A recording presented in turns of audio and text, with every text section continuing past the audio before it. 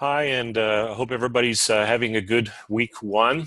This is Dr. Joel Light again, Dr. Joel. I thought I'd talk briefly today about one of the things we were discussing in class this week, and that was communism, capitalism, and socialism.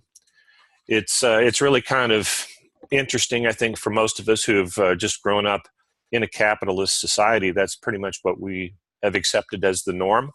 Um, and we really don't think about a whole lot else. I happen to have an opportunity to go over and teach as a visiting scholar in January in Poland, and obviously they were part of the Soviet bloc for quite a while. And it's interesting. Some people, um, even a little younger than I have a friend over there that's about 40, 42 years old, and she could remember stories where her mom would actually take her out of school so that they could go buy shoes because there was finally shoes at the shoe store. In a central government like the communist and some socialist, you find that the government feels they know what is best for our entire society. So they're the ones that make the decision. So it's not free reign. Um, so she had some stories like that, and then people that were my age, actually lived a lot more through it. So it was a lot more real for them. But just like everybody else, they had some nostalgia even for the communist society.